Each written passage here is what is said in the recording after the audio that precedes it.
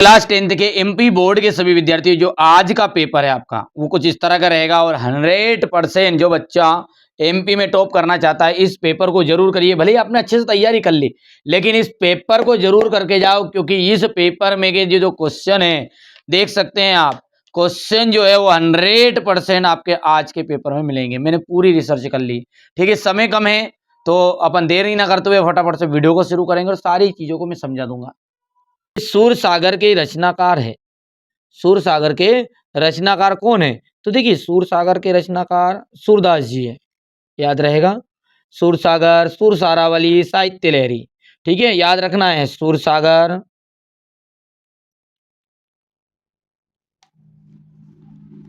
सूर सारावली, ठीक है, साहित्य लहरी।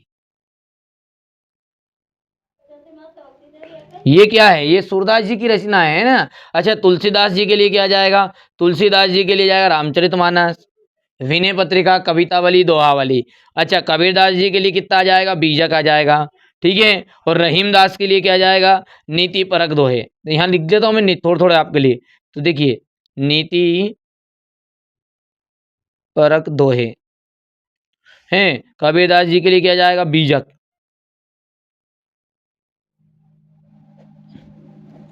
तुलसीदास के लिए आ जाएगा रामचरितमानस, मानस, दोहावली, गीतावली, क्योंकि इनमें से आएगा है, और एक विनय पत्रिका। याद रहेगा छोटी सी चीजें। चलिए तो यहां से आगे बढ़े। चलिए प्रवंचना का शाब्दिक अर्थ है। तो प्रवंचना का जो शाब्दिक अर्थ होता है, ठीक है, धोखा। प्रवंचना का अर्थ क्या होता है? धोखा। ठीक है भैया। अच्छा, बाल गोविंद भगत साहब मानते थे, किसको मानते थे? कबीरदास जी को मानते थे। अपन जानते ना, बाल गोविंद भगत कबीर को साहब मानते थे। ठीक है, उन्हीं के पदों को गाया करते थे। हमेशा बाल गोविंद भगत क्या करते थे? कबीर के पदों को ही गाया करते थे। अच्छा, गाते समय क्या बजाते थे? याद है कि भूल गए? गाते समय बाल गोविंद भगत क्या बजाते थे? खंजड़ी। ओ, गंजड़ी नहीं बजाते थे, खंजड़ी बजाते थे, खंजड़ी। 10वें रस का नाम है। तो देखिए 10वें रस का जो नाम है वो क्या है आपका? वात्सल्य रस को 10वां रस कहा गया है ना। अच्छा, एक बात नोटिस करना है। देखो श्रृंगार रस जो है ना बेटा, इसको रसराज कहा जाता है। क्या कहा जाता है? रस राज। ये छोटी छोटी बिंदु मेरे द्वारा बताए गए जो ही आपको कॉन्सेप्ट क्लियर करेंगे, क्योंकि देखो हिंदी में व्याकरण जो है ना थोड़ी कॉन्सेप्ट से चलती है, बाकी क्वेश्चन आएंगे पूरे के पूरे। बाकी मैं आपको इन मॉडल पेपर को जो करा रहा हूँ ना, इनमें पूरा बेसिक कॉन्सेप्ट क्लियर कर दूंगा, घबराओ मत अब तुम। ठीक है, श्रृंगार रस के लिए हो जाएगा रसराज। मतलब श्रृंगार रस को क्या कहते हैं? रसराज के नाम से भी जाना जाता है। ठीक है। अच्छा, वीर रस की बात करें अपन, तो वीर रस को, तो वीर रस को वीर ही कहेंगे। उत्साह इसका स्थायी भाव है। ठीक है, वात्सल्य रस का वत्सल आ जाएगा, श्रृंगार का रति आ जाएगा, भयानक का भय आएगा। तो ये इनके स्थायी भाव होते हैं। चलिए आगे बढ़ाएं भैया। कवि निराला का जो जन्म है वो कहाँ हुआ था? कवि निराला का जो जन्म है वो कहाँ हुआ था? तो सूर्यकांत त्रिपाठी निराला का जो जन्म है 1899 में हुआ था। ठीक है। अच्छा, चार जो छायावादी कवि है उनके स्तंभ माने जाते हैं। छायावादी कवि के स्तंभ की तरह काम कौन करेंगे? एक तो कवि निराला, ठीक है, जयशंकर प्रसाद। ये यहाँ से आगे बढ़े। जिस समास में प्रथम पद और दूसरा पद विशेष्य हो उसे क्या कहा जाता है? तो उसे क्या कहा जाता है? उसे कहा जाता है कर्मधारय समास। हो गया। चलिए अगला देखिए, यहाँ पर ये तो हो गया आपका कंप्लीट। ठीक है, यहाँ से देखिएगा रिक्त स्थान की ओर आगे बढ़ते हैं। तो देखो सोरठा जो छंद है उसमें कितने चरण होते हैं? तो सोरठा छंद जो जो छंद है ना उसमें 4 चरण होते हैं, ध्यान रखना है। अच्छा, सोरठा जो छंद होता है ना वो दोहा छंद का ठीक विपरीत होता है, ध्यान रखेंगे। छोटी सी बात है, कॉन्सेप्ट क्लियर करके चलेंगे। मैंने कहा ना थोड़ा भले ही समय लगेगा हैं, पर लेकिन मैं कॉन्सेप्ट को क्लियर करने की कोशिश करूंगा। देखिए सोरठा छंद में कितने चरण होते हैं? 4 चरण होते हैं। कितने चरण होते हैं? तो 4 चरण होते हैं। अच्छा, सोरठा, सोरठा दोहा छंद का उल्टा होता है। दोहा छंद का कैसा होता है ये? उल्टा होता है। अच्छा, इसके प्रत्येक चरण में कितने होते हैं ध्यान रखना है। तो इसके पहले और तीसरे चरण में 11-11, ठीक है। पहले और तीसरे में कितना-कितना जाएगी? 11-11। दूसरे और चौथे में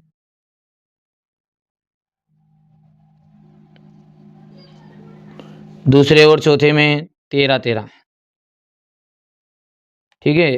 13-13 मात्राएँ होती है।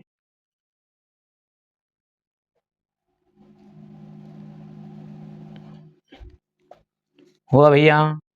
ठीक है, पहले और तीसरे चरण में कितनी-कितनी मात्रा होगी? 11-11। दूसरे और चौथे चरण में कितनी-कितनी मात्राएँ होगी? 13-13 मात्राएँ होगी। ध्यान रखना दोहा में कैसा होता है? दोहा में पहले और तीसरे में 13-13 होती है और दूसरे और चौथे में 11-11। उल्टा है, मतलब ये उल्टा काम है, तो उसमें 13 आगे रहता है, 11 बाद में रहता है। इस चीज़ों को, कॉन्सेप्ट को क्लियर करना है। अच्छा, फादर कामिल बुल्के की जो जन्मभूमि है वो क्या है? बेल्जियम। प्रतिमा बनाने वाले का नाम क्या था? Master. Master, school drawing master थे ये, ठीक है। मोतीलाल। अर्थ की दृष्टि के आधार पर वाक्य जो होते हैं कितने प्रकार के होते हैं? अर्थ की दृष्टि के आधार पर वाक्य 8 प्रकार के होते हैं, और अर्थ के सॉरी रचना के आधार पर वाक्य कितने प्रकार के होते हैं? तो फिर ठीक है, रचना के आधार पर वाक्य 3 प्रकार के होते हैं। उल्टा कर देना है, याद रहेगा। अर्थ के आधार पर वाक्य कितने हो गए हैं? 8 प्रकार के। और यहाँ से अपन अर्थ रचना के आधार पर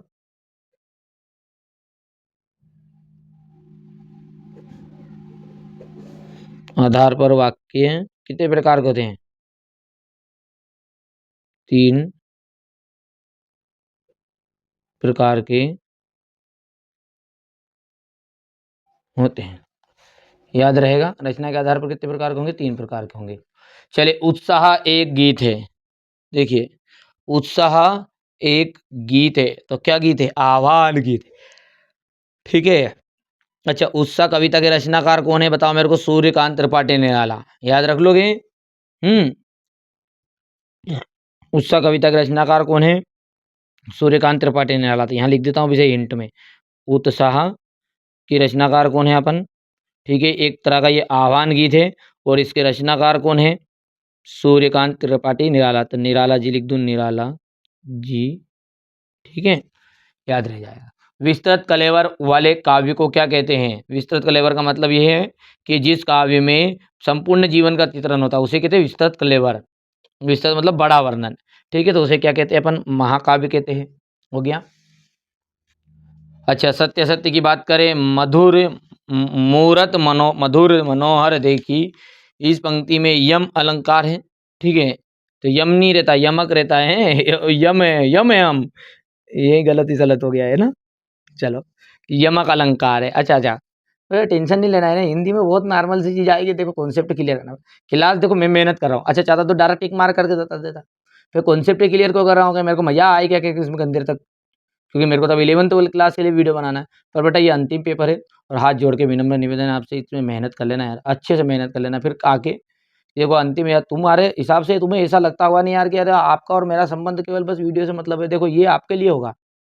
आप अभी 10वीं में हो तो नादान हो, क्योंकि आपका और मेरा संपर्क भले ये खाली आवाज सुन रहे हो मेरी, खाली मात्र आवाज ही दिख रही, नहीं ये तो काली मटंगली दिख रही, और कहीं दिखे मेरा ये ठीक है। तो ये इसका ऐसा मत समझो आप कि नहीं यार आपका और मेरा संबंध है ही नहीं। देखो, आपका और हमारा संबंध दिल से है, तभी तो आप हमारे साथ कनेक्ट हो। बिना व्यक्ति को पहचाने आप मेरे पे भरोसा कर रहे हो, ट्रस्ट कर रहे हो चीजों के लिए। अच्छा, कई बच्चे जो ये गलत कमेंट कर रहे हैं ना, वो इसलिए क्योंकि वो मेरे को पहचानते तो है ही नहीं। वो पहचानते तो यार, वो उनके मन में आ जाता कि नहीं यार, ये तो फेक जानकारी नहीं देते, ये तो मॉडल पेपर देते हैं, खास खास चीजें देते हैं। और अपन यदि 6 मॉडल पेपर इनके करेंगे, इनके कुछ अदर क्वेश्चन करेंगे स्पेशल पीडीएफ के, तो पूरा पेपर बैठ जाएगा।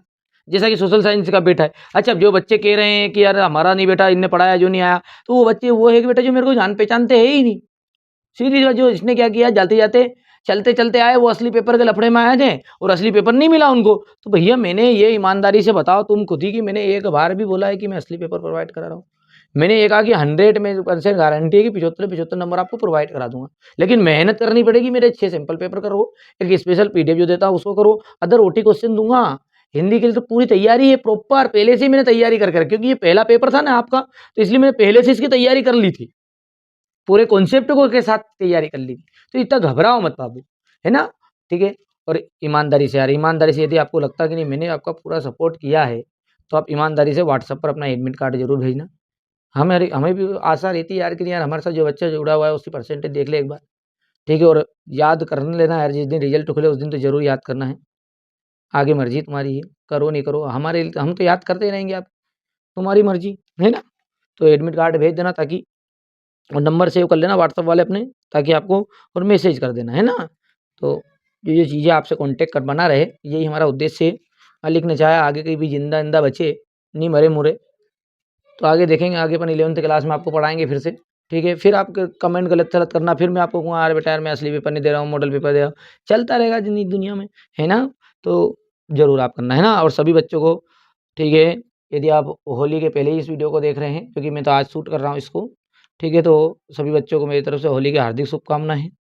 आपका जो परिवार है रंग बिरंगों से भरा रहे, जीवन में भगवान मेरी तरह दुख नहीं दे आपको, जिस तरह हमने दुख उठाए बेटा इतने दुख तुमको नहीं दे, हैं, ठीक है। आपको खुश रखे बस, सीधी सी बात है। बहुत दुनियादारी में बहुत संकट है बेटा, बहुत बहुत दुख तकलीफ है, रियल बता, ठीक है। आप अच्छा मेरे दुख तकलीफ सुनने तो आए ही नहीं हो तुम। चलो यहाँ पे देखो आगे, है ना, न्याय के अनुसार आचरण करना न्यायशीलता है। न्याय के अनुसार आचरण करना क्या न्यायशीलता है क्या? बोलो भैया, बोलो बोलो।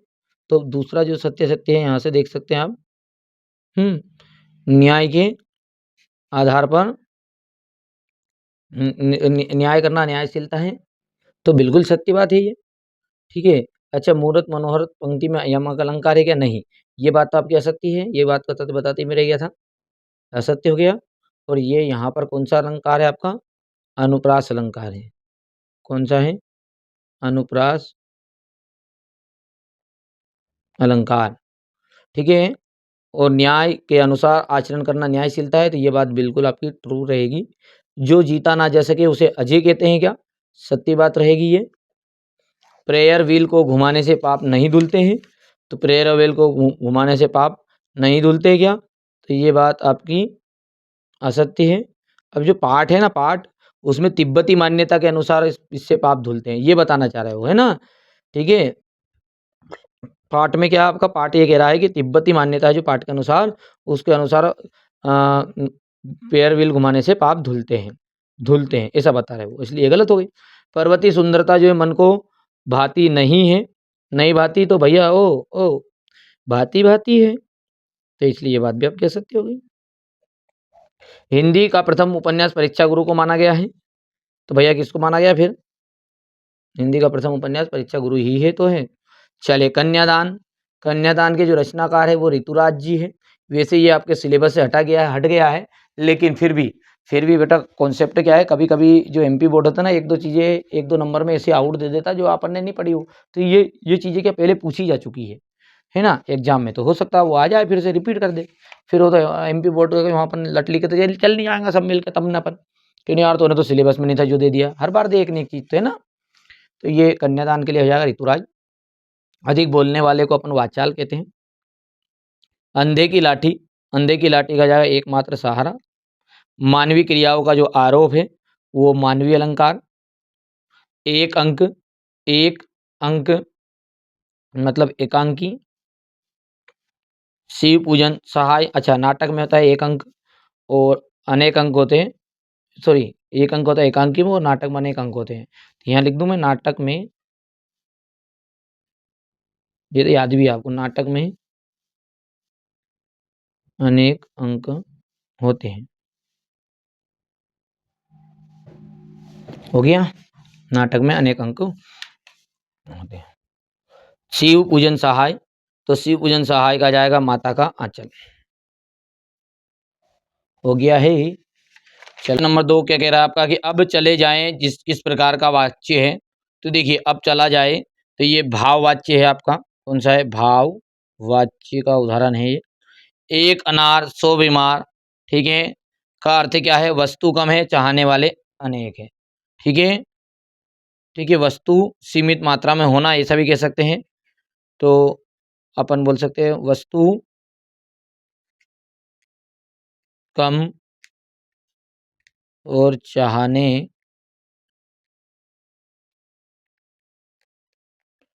वाले अधिक। समास के भेद कितने होते हैं? तो समास के 6 भेद होते हैं। ठीक है। कर्मधारय समास, अव्ययी समास, तत्पुरुष समास, दिग्गु समास, द्वंद्व समास। कवि नागार्जुन का जो मूल नाम है वो क्या है? बैजनाथ मिश्र है। बैजनाथ मिश्र। फसल कविता हमें किसके किसके करीब ले जाती है? तो फसल कविता हमें प्रकृति के करीब ले जाती है। प्रकृति, किसान और कृषि संस्कृति के करीब ले जाती है। प्रकृति, किसान और संस्कृति के करीब ले जाती है। और संस्कृति के करीब ले जाती हैं। चलिए यहाँ से मैं पूरे पेपर का सॉल्यूशन आपको दे देता हूँ फटाफट से। देखिए रीतिकाल की विशेषताएं आपको करके जानी है। ठीक है, यहाँ से देखिए नागार्जुन और तुलसीदास का कवि परिचय 100% गारंटी मेरी। नागार्जुन और तुलसीदास के कवि परिचय में से एक, दोनों में से एक आ जाएगा। ठीक है, ये देख लीजिए, यहाँ से स्क्रीनशॉट ले सकते हैं आप बच्चों। ये हो गया। तुलसीदास के लिए आपका देख सकते हैं यहाँ से। ठीक है, और गोपियों के अनुसार उद्धव को भाग्यवान कहना, क्या ये भाग्यवान नहीं है? वीर लक्ष्मण ने वीर योद्धा की क्या क्या विशेषताएं बताई है? यहाँ से देख सकते हैं क्वेश्चन नंबर 9। क्वेश्चन नंबर आपका ये 9 का थोड़ा जल्दी जल्दी स्क्रीनशॉट लो क्योंकि समय कम है। महाकाव्य और खंड काव्य में अंतर हो गया। मानवीकरण अलंकार की परिभाषा उदाहरण सहित। वीर रस की परिभाषा उदाहरण सहित। दोहा छंद की परिभाषा उदाहरण सहित देना है आपको। यशपाल और मन्नू भंडारी की साहित्यिक परिचय निम्नलिखित बिंदुओं के आधार पर दीजिए। ये रामवृक्ष बेनीपुरी, लेखिका मन्नू भंडारी के पिता जिन्हें मुख पर गर्व और संतोष का क्या कारण था? हो गया। भगत के माँ अपने बेटे की किस भावनाओं को किस तरह व्यक्त किया? हो गया। सुशिर वाद्यों से क्या अभिप्राय है? ठीक है भैया, यहाँ से देख सकते हैं गद्य की विशेषताएं। ये देखिए, हिंदी सम्राट उपन्यास के सम्राट किसे कहा गया है? मुहावरा लोकोक्ति में अंतर। अनेकार्थी शब्द। ये यहाँ से क्वेश्चन नंबर 17। क्वेश्चन नंबर 18 यहाँ पर आप देख सकते हैं। ये क्वेश्चन नंबर 19,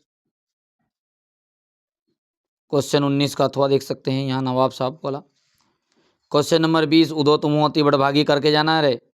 ठीक है, ये यहाँ से बादल गरजो घन घोर गगन हो। यहाँ से देख लीजिएगा आप। ये रहा क्वेश्चन नंबर 21।